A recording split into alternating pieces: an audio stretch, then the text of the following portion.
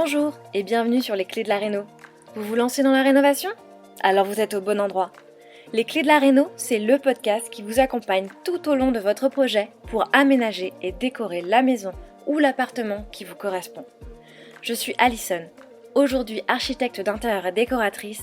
Je vous propose ici mes conseils et mes astuces pour transformer votre projet en un intérieur beau, chaleureux et fonctionnel dont vous serez fiers. Je suis passée par là. Je sais ce que c'est que de devoir gérer une rénovation en plus de son quotidien. C'est pas toujours une partie de plaisir, mais ça en vaut tellement la peine au bout du compte. Seul ou avec un invité, laissez-moi vous aider à simplifier les étapes, vous apporter les clés dont vous avez besoin pour que votre projet se passe au mieux. Imaginez, vous saurez enfin par où commencer et comment faire les bons choix. Retrouvez-moi aussi sur Instagram, c'est tout simplement les clés de la réno podcast pour encore plus de partage et de retour d'expérience. Allez, on y va ?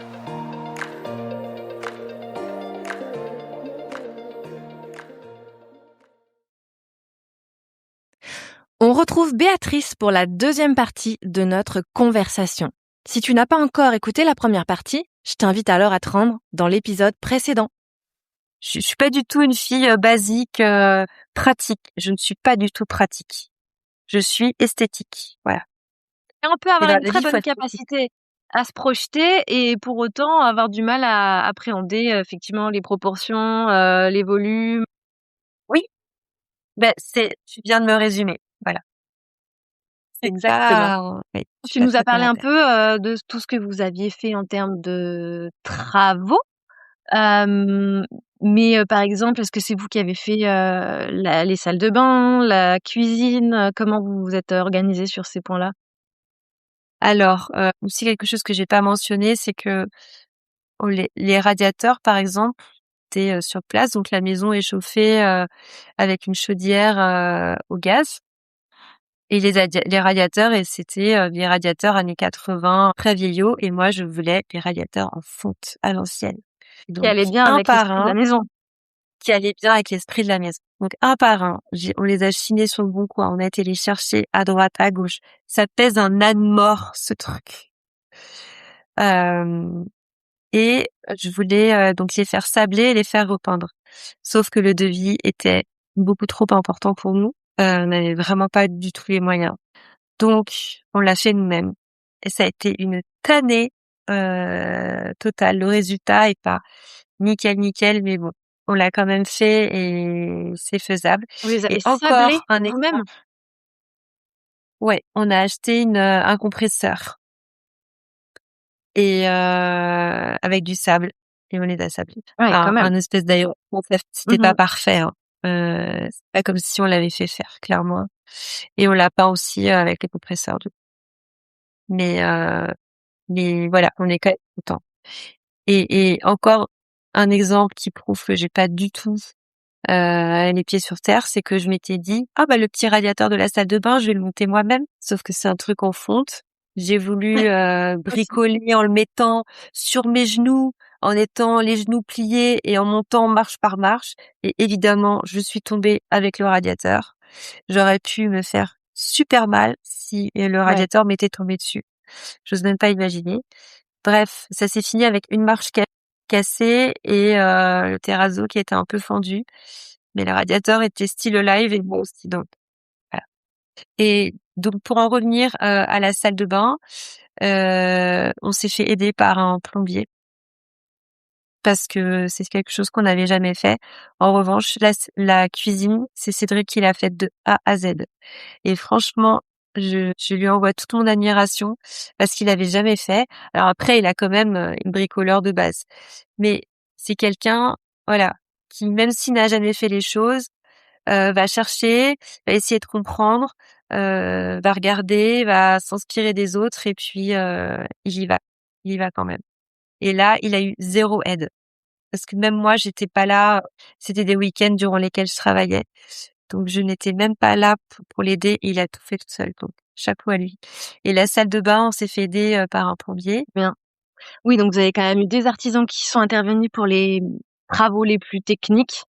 Et puis vous qui avez fait beaucoup en complément. D'accord. Et donc tu nous disais, vous avez acheté Exactement. en 2023? Non, fin 2023, en décembre 2023.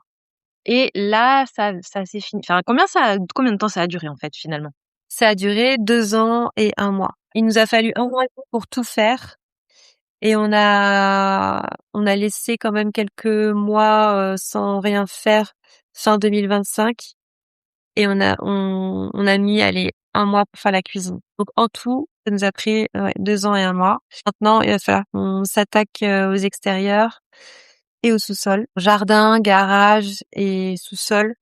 Mais là, on va se laisser un peu le temps de Profiter un peu de profiter la de ce maison. qui a déjà été fait. Voilà. Financièrement, il faut évidemment rééconomiser et puis surtout physiquement, on a besoin là d'en profiter. Donc même si c'est pas parfait, disons que là pour le moment on bricole pour pas qu'il y ait de problème. Et c'est vraiment du rafistolage et on devrait refaire quelque chose de propre. Et du coup, quelle a été la plus grande difficulté pour toi dans cette réno? Ça a été d'être sur tous les fronts à la fois. C'est-à-dire, travailler. J'ai un travail où il faut que je sois, apprêtée un minimum. Ouais. Il Oui, faut que je donc sois au on service tient des gens, surtout la que je sois la colle à disponible. carrelage. Voilà, donc à chaque fois, c'était, l'enfer de retirer les traces de peinture et ça m'est arrivé, d'en oublier, tu vois, une par ici et puis, ça se je m'en aperçois une fois que mon uniforme est mis, quand je suis en train de servir un passager. C'est un gros truc, vert, mais voilà, être sur tous les fronts, c'est-à-dire pouvoir continuer à faire mon travail, en étant, disponible pour les gens, sympa, agréable, serviable, moi qui aime le métier d'hôtesse. Réussir à tenir, au niveau de la fatigue. Donc, les nuits blanches, dans les avions, après, refaire le transport et puis, bosser et être active.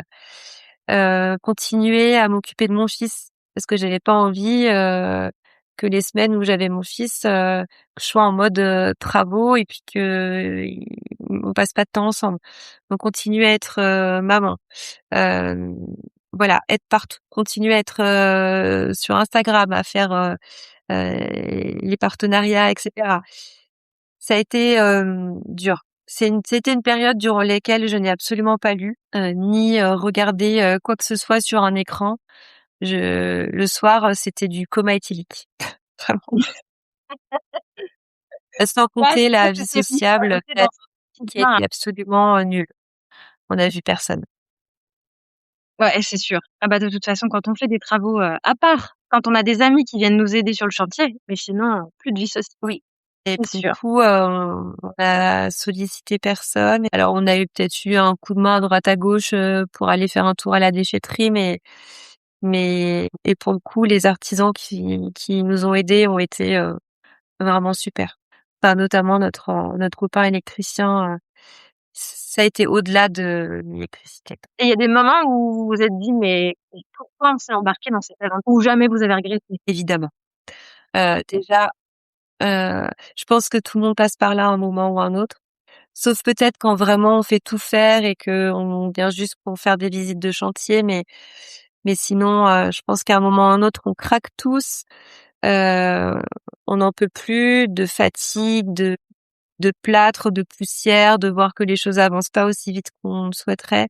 Pour nous, ce qui a été vraiment plus dur, c'est quand ce fameux artisan nous a arnaqués. On l'a vraiment mal vécu et on s'est dit: «Oh là là, est-ce qu'on n'a pas fait, la bêtise du siècle?»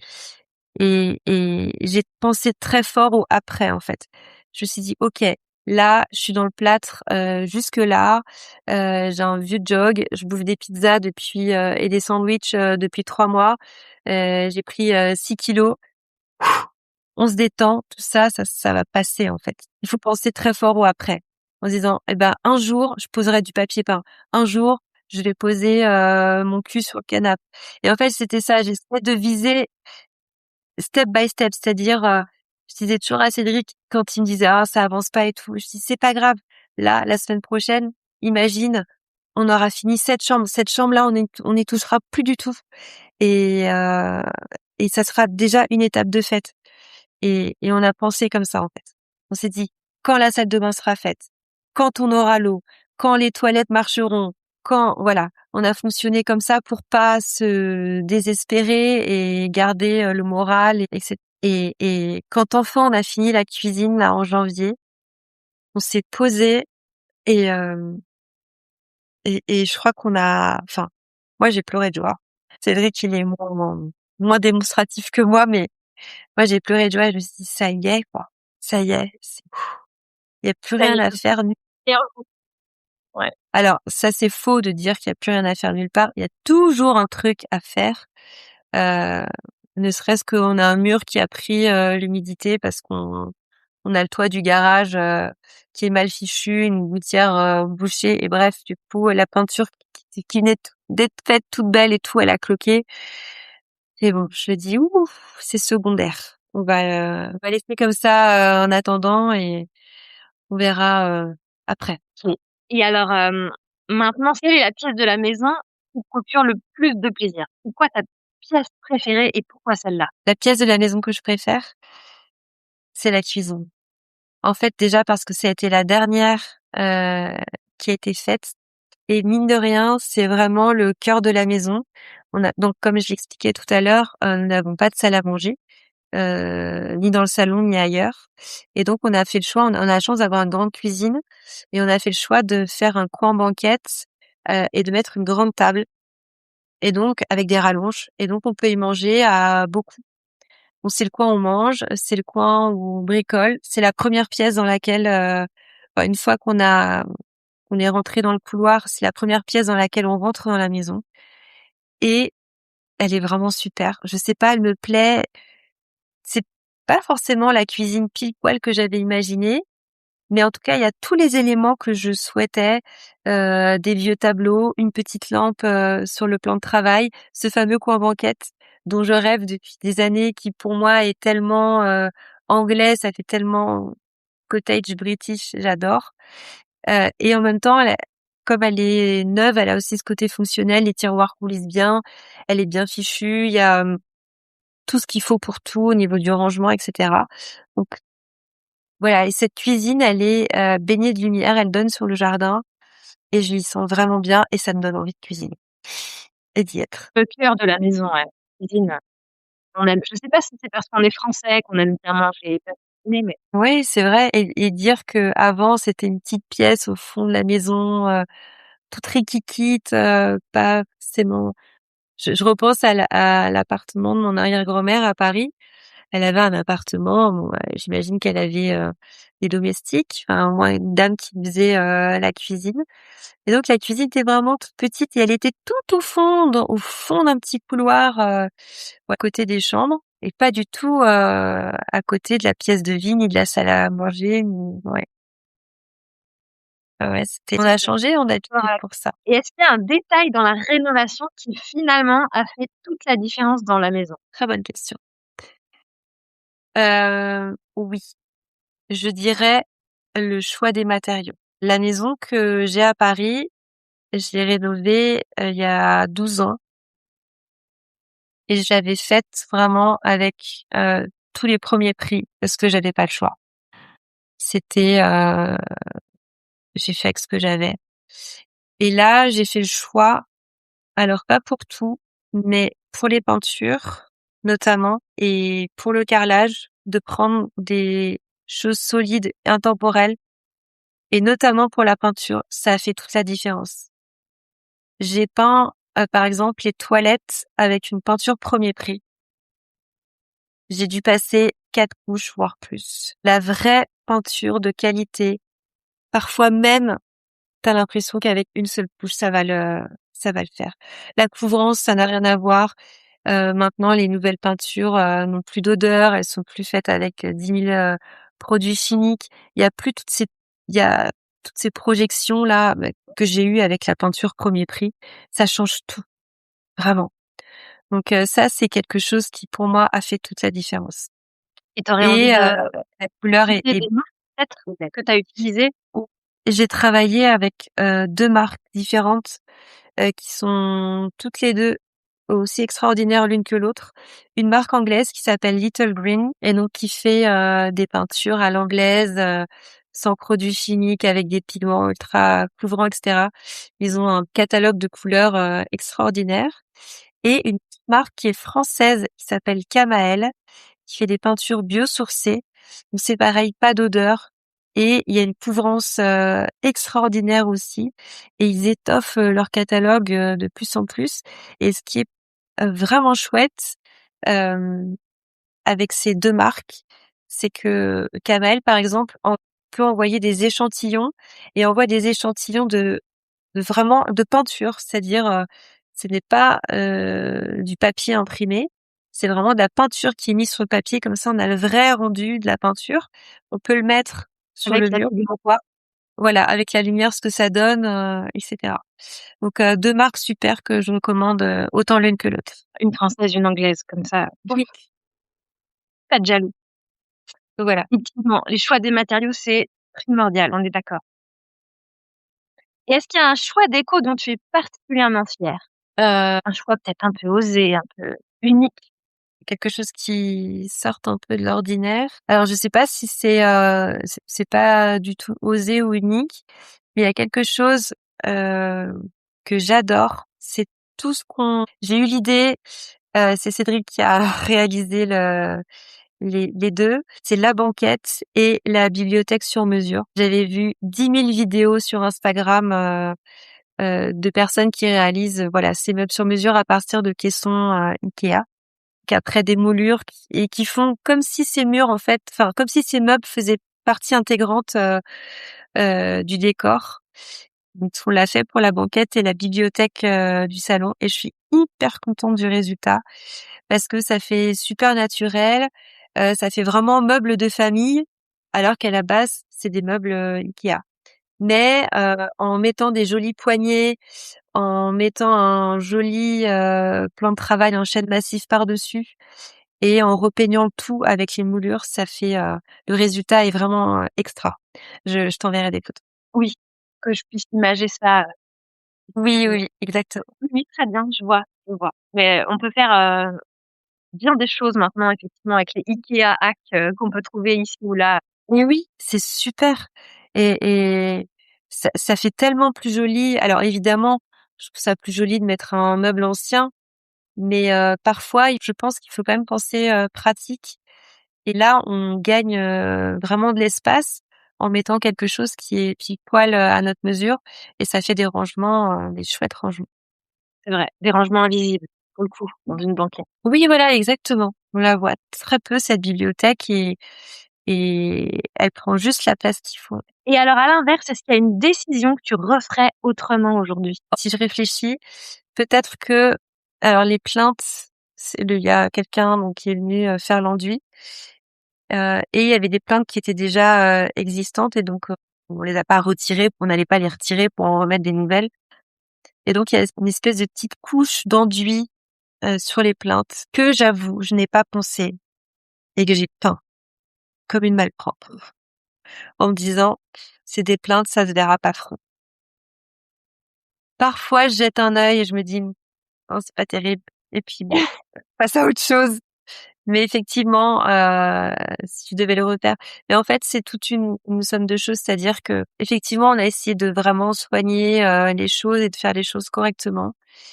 Et parfois, en tout cas peut-être plus pour moi que Cédric, parce que Cédric il est plus jusqu'au boutiste que moi. Et moi, il y a des moments où je me suis dit, je suis au bout du rouleau de ce palin. Là, il faut que j'ai juste envie de terminer. Voilà, notamment ces petits trucs cracra au-dessus des plaintes. C'est comme avec les enfants, des fois il faut choisir ses combats. Oui, voilà, c'est ça. Et il faut se remettre dans le contexte aussi. C'est vrai que maintenant, avec du recul, parfois je me dis: «Ah dis donc, tu aurais pu quand même, tu sais, hein, c'est pas peu de temps que ça prend» et en fait, quand je me remets, quand je me resitue, avec mon état d'esprit, il y a 1 an et demi, je me suis dit: Et alors, qu'est-ce qui fait selon toi qu'une maison devient vraiment un lieu personnel? Je pense que tout le monde répond la même chose, j'imagine, mais il faut vraiment pas suivre les tendances, jamais. C'est erreur. Pour moi, la première chose, c'est 1, 2, 3, je recommence. Heu, pour moi, la chose importante, c'est de s'adapter à la maison, je crois. Je pense que dans une, vieille ferme, heu, c'est peut-être plus compliqué de faire un certain style, ou dans une maison très moderne, difficile de mettre un esprit 18e siècle, par exemple.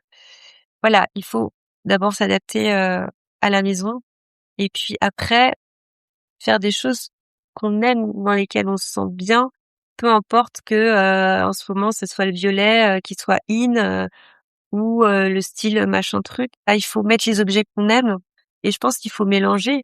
C'est bien de mettre un truc chiné avec une lampe super design, avec un meuble qu'on a récupéré chez notre mamie qu'on adore. Voilà, il faut que ça nous parle, que ça nous raconte, en fait. Et après, alors oui, je trouve ça chouette d'harmoniser quand même. Je suis pas pour les intérieurs avec 1 million de couleurs dans une pièce. Faut qu'il y ait un minimum, mais après, il faut qu'on se fasse plaisir. Et si on aime le papier peint, bah go pour le papier peint. Et si on n'aime pas le papier peint, j'en mets pas. Enfin voilà. Et ouais, il faut quelque chose qui raconte notre histoire. Et puis qu'on étoffe au fur et à mesure, c'est-à-dire que on n'arrive pas dans une maison avec tous ces cartons et pif on met et après on n'y touche pas. Pour moi, c'est au fur et à mesure de ce qu'on trouve. Donc je laisse beaucoup d'espaces vides chez moi qui sont amenés à être remplis plus tard avec ce que je trouverais, ou voilà, ou les coups de cœur que je pourrais avoir. Tu sais que très peu de personnes me disent, faut pas suivre les tendances, en fait. C'est vrai? Moi, je le prône, à qui veut bien l'entendre, mais en fait, effectivement, je pense qu'on est tellement submergé partout d'images effectivement, et de tendances, que pour beaucoup, en fait, c'est la norme. Enfin, il y a une forme de on se rend pas compte, c'est comme ça, on pose pas trop de questions. Oui, parce que après, peut-être que on est sensible à l'esthétique déco, on baigne dedans, on aime ça et on a une certaine culture déco. Après, je me mets toujours à la place de quelqu'un. Par exemple, moi, j'ai pas la culture mode. Je m'habille, mais peut-être que quelqu'un va arriver dans mon dressing et me dire: «Attends, mais si tu mets ça avec ça va être génial, essaye ensemble». J'ai pas ces idées-là forcément. Alors que pour la déco, je l'ai naturellement. Donc je me dis toujours: «Ouais, à quelqu'un, pas forcément l'idée d'associer ça à ça ou d'essayer telle couleur». Donc il va rester vraiment dans les basiques et dans ce qu'il voit et donc dans les tendances, puisque c'est ce qu'il a sous le nez, en fait. Tout à fait. Et tu nous as parlé aussi de on aime le papier peint, on n'aime pas le papier peint. Je sais que toi, tu aimes le papier peint. Comment tu J'aime le papier peint. choisis un bon papier peint? Pour un papier peint, alors, soit on part de ce qui existe déjà et on essaye de trouver un papier peint qui s'accorde à l'ambiance de la pièce, soit on a un coup de cœur pour un papier peint et après on construit l'ambiance de la pièce à partir de ce papier peint. Parce que souvent c'est la pièce forte. Enfin, je connais plus trop de maisons où maintenant il y a du papier peint dans tous les murs. Souvent on met un pan de mur avec du papier peint, ou 2, et on laisse les autres murs peints. Et souvent, ce papier peint, bah, c'est la pièce maîtresse d'une chambre ou pièce de vie. Et donc, souvent, on part du papier peint et on construit après la pièce. Et après, il y a des éditeurs que j'aime beaucoup parce que c'est souvent des éditeurs qui rééditent des papiers historiques. Et comme j'ai un goût prononcé pour l'histoire et pour les choses anciennes, naturellement, j'aime aller vers ces éditeurs. Je pense au Grand Siècle, par exemple, qui est une marque française, et c'est Vanessa Ausso, la fondatrice. Elle a été dans la maison de George Sand, de Jean-Jacques Rousseau, et elle a fait des macros de photos de leurs papiers peints pour les rééditer. Donc je trouve ça super de pouvoir avoir le même papier peint que Jean-Jacques Rousseau chez soi, par exemple. Dans les archives des musées, du musée Art Voilà, des Déco. archives nationales, des arts décoratifs et tout. Elle fait un super travail. Toujours en Angleterre, Little Green fait le même travail avec le National Trust. Pareil, dans les demeures qui font partie du National Trust, et ils rééditent tous ces papiers peints 19e qui sont magnifiques. C'est une chance de pouvoir les remettre chez nous, peut-être. Et bon, On va après, y il y a plein accéder de maintenant facilement, ouais. oui, c'est ça, c'est l'histoire à portée de main. Après, il y a plein d'autres éditeurs qui sont merveilleux. Je pense à Anambo, je pense à Isidore Leroy. Enfin voilà, et même des nouveaux créateurs qui font des choses chouettes, hein, beaucoup plus contemporaines. J'aime bien les choses historiques, mais il y a des choses contemporaines qui sont super aussi. C'est vrai. Mais là, c'est sûr que quand on rénove une meulière des années 30, avoir un papier peint ancien, hein, ça s'y prête bien aussi. C'est ça, c'est génial de j'aime bien l'idée de coller un peu à l'esprit de la maison. Après, j'ai pas forcément mis des meubles art déco, par exemple, à l'intérieur, parce que je les trouve très sombres. Enfin, souvent ils étaient en bois foncé, ils sont très massifs. Les pièces sont petites et moi j'avais envie d'un peu d'aérer tout ça. Donc j'ai fait un mix, mais il y a quand même alors il y a du années 70, il y a du années 30. Mon bureau est années 30 par exemple. Voilà, il faut encore une fois, j'ai mixé et j'ai pas cherché à coller ou à faire une full pièce années 30 par exemple. Il y a quand même toujours du design, mélange et du voyage. Oui, ça, c'est quand même un peu ta signature de mélanger les styles entre effectivement les pièces anciennes plutôt chinées, les pièces design, mais enfin, qui seront quand même plutôt chinées aussi, mais peut-être plus signées là pour le coup. Et les, et les pièces de voyage, enfin les souvenirs de voyage. Ça fait un savant mélange bien à toi parce qu'effectivement, en même temps, c'est ta signature, c'est ta patte. Oui, oui, après voilà, il faut oser. Il y a des moments où j'ai pas trop osé.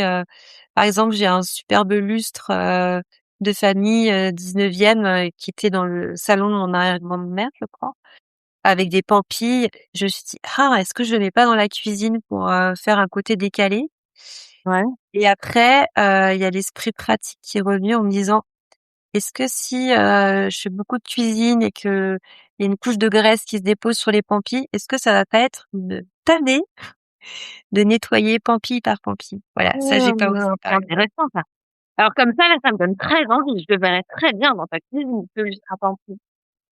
C'est pas dit que je Mais le mette attends, pas un alors, jour. je n'ai pas vu ton lustre. Je ne sais pas à quoi il ressemble et je ne sais pas notamment si, l'électrification est incrustée dans ton lustre. Je ne sais pas comment dire, mais il y a un truc, un tips, moi j'en ai un, j'ai un lustre à Pampille là juste au-dessus et tu sais, c'est un lustre, de voyage, plutôt, 18-19e, je sais pas, enfin bon, où et du coup l'électrification n'est pas dans le lustre et en fait, ce D'accord. genre de lustre-là, tu peux les passer au lave-vaisselle. C'est super pratique. Bon, faut pas le faire, D'accord. tous les 5, enfin, tous les mois, tu vois? Oui. Mais quand il faut vraiment le décrasser un bon coup, je le mets tout seul au lave-vaisselle et ça fonctionne très bien. Donc voilà, pour le lustre de ton arrière-grand-mère, je sais pas si ça marche. Pour le coup, il est absolument gigantesque. Ça Ouais. aussi, c'est que je m'étais dit, ça peut faire rigolo. J'avais pensé en fait à la maison de Gainsbourg. Il avait un énorme lustre dans sa toute petite salle de bain qui pendait super bas, enfin qui arrivait au nez de tout le monde et absolument pas pratique. Mais je trouvais que l'effet était génial. Et là, je me suis dit ça peut être rigolo d'avoir un truc qui fait très les galeries des glaces dans une cuisine années 30. Mais ça, j'ai pas osé. En revanche, par exemple, ce que j'ai osé, c'est faire une entrée full rose avec le plafond rose aussi. Là, Ouais. je me suis dit: «Allez, ça peut être rigolo de faire une espèce de cube rose». Ouais, ça marche bien, surtout dans les lieux de passage, ouais. Oui, voilà, je me suis dit: «Bon, de toute façon, une entrée, j'y reste jamais, je passe». Donc c'est assez surprenant, c'est rigolo. Très bien. Bah, écoute, on mettra quelques photos sur Insta. Oui, avec plaisir. Hem, on va finir avec les questions, signature du podcast. Oui. Si tu devais ne retenir qu'un seul conseil, ton conseil numéro 1 que tu aurais envie de transmettre à quelqu'un qui se lance dans la réno, ce serait quoi? Bien choisir ses artisans, bien choisir ses matériaux. Double conseil? Conseil, c'est vraiment ce que j'ai retenu de cette réno. Après, voilà, les difficultés, ça fait partie du jeu. Mmh. On n'a pas très envie d'y penser quand on achète, on a envie de voir que le côté sympa et c'est bien normal. Mais mais voilà, ces 2 conseils-là, c'est les plus importants. Bien s'entourer, bien choisir ses matériaux. Ouais, on est d'accord. Pour que ça dure et qu'on regrette pas. Bon, c'est vrai. Très bien. Et enfin, donc la dernière question, est-ce qu'il y a des contes, des livres ou des ressources qui t'ont inspiré, que tu aurais envie de nous partager? Oh, il y en a plein. Pour la réno pure, il y a 2 contes que j'aime beaucoup. Ils sont très différents l'un de l'autre. J'aime beaucoup Coconut Déco, que je suis depuis très longtemps. Je Qui viennent trouve de se qu'ils ont relancer là. Oui, je viens de voir qu'ils ont racheté une nouvelle maison et je suis hyper contente pour eux et je suis sûre qu'ils vont faire des merveilles. Alors même si j'adhère pas forcément à son style qui est très contemporain et minimaliste, mais je trouve que et je crois que c'est Stéphane, hein, oui, il s'appelle Stéphane. Il a le goût de sublimer ce qui existe et de redonner vie à un beau sol, euh, à une verrière ancienne. Enfin, il est très fort pour ça. Il partage beaucoup et je suis admirative vraiment de tout ce qu'ils font et de l'énergie qu'ils y mettent. Et dans un autre style, j'aime beaucoup Elisa de Et Dieu créa parce qu'elle Mmh. fait plein de petites choses, notamment là dans sa maison qu'elle a louée je crois qu'il y a 2 ans maintenant qu'ils y sont. Elle propose beaucoup de petites astuces qui peuvent nous servir à tous au quotidien. Elle a fabriqué son entourage de piscine, elle a rénové son garde-manger, etc. Et c'est des choses, elle explique beaucoup, étape par étape en montrant avec des photos. Et ça, je trouve ça super. Voilà, donc je trouve que son compte est très bien. Alors c'est pas du tout un compte réno, parce qu'elle parle de plein d'autres choses, mais ses tutos réno sont vraiment réussis, je trouve. Et sinon, après, pour tout ce qui est déco pure, j'adore. C'est vraiment mon modèle ultime. C'est ce que fait Marianne Elmou. Je trouve qu'elle a une façon de voir les choses. Elle a un talent fou pour la décoration. Et elle a sorti un livre qui s'appelle Un intérieur à soi, qui est ma bible. J'achète beaucoup de livres déco de façon générale. Il y en a un autre que j'aime beaucoup qui s'appelle New English Interiors, qui est ma bible numéro 2. Et ce sont des choses qu'on voit pas forcément ailleurs sur Pinterest ou sur Instagram, des intérieurs de personnes inspirantes. Et j'aime bien piocher en me disant: «Ah tiens, je pourrais mettre ce petit détail chez moi, ou faire ça chez moi». C'est ça que je trouve super. Après Pinterest, évidemment, reste une grosse source, d'inspiration. Instagram aussi, les comptes, de déco. J'adore celui, je sais pas, je pense à celui de Mademoiselle Denis, par exemple, très 18 et que j'aime beaucoup. Hem, voilà, c'est les choses qui me viennent en tête. Mais voilà, j'ai quelques personnes qui sont des références pour moi. Daniel Rosenstruck aussi, l'ancien directeur artistique de chez Merci. C'est lui notamment qui a refait, je crois, l'appartement Merci, qui était une merveille à visiter. Et ça m'inspire beaucoup. Vous pouvez le visiter, on peut plus, c'est ça? Je crois, non, maintenant c'est réservé à des événements privés, mais au tout début, lorsque il a ouvert, c'était Daniel d'ailleurs qui faisait les visites, donc il fallait s'inscrire et on pouvait s'inscrire. Et j'ai eu une chance folle parce que on était 2 ou 3 que j'ai visité, donc vraiment très peu, un tout petit groupe, et les 2 personnes sont parties assez vite et je me suis retrouvée toute seule avec lui. En fait, Daniel Rosenstruck, ça peut être le Johnny Hallyday de d'autres personnes, tu vois? Pour moi, c'est ma star ultime et j'ai eu la chance de passer 1 heure avec lui et voilà, j'étais vraiment pas en transe, mais presque. Ça fait un peu vieille Super, fan trop bien. énamourée, mais vraiment j'étais heureuse ce jour-là, c'était un rêve pour moi. Bon, très bien. Quelle chance, effectivement. J'espère que je passe pas pour une folle dingue en disant ça. Non, ouais, non, attends, quand on est passionné, forcément, je pense que tout le monde peut comprendre, quand on est dans cet état-là, quand ça nous touche profondément, tu Ouais, c'est ça, c'est des gens, enfin, on est admiratif quoi de leur parcours, de leur vision des choses, de leur simplicité, enfin, c'est chouette. super. Bah, écoute, je suis ravie pour toi, en tout cas, que tu aies pu rencontrer, ton Johnny Hallyday. C'est ça, mon Jojo. Exactement. Ton dada, là. Dany. Oui, c'est ça. Ça Exactement. marche. Bah Mon écoute, dada, mon Daniel. exactement. Merci beaucoup, Béatrice, d'avoir pris le temps de partager tout ça avec moi au micro du podcast, venir nous raconter l'histoire de ta réno et puis parler d'éco de façon un peu plus large. Pour tous ceux qui nous écoutent, donc je répète, mais c'est important, si ils souhaitent découvrir ton univers, donc tes inspirations, tes trouvailles de brocante, les coulisses des travaux de cette maison bretonne que tu as effectivement bien partagé. Tout ça, c'est sur ton compte Instagram, donc madame-décor. Et on peut aussi te retrouver donc sur ton blog madamedécor.com.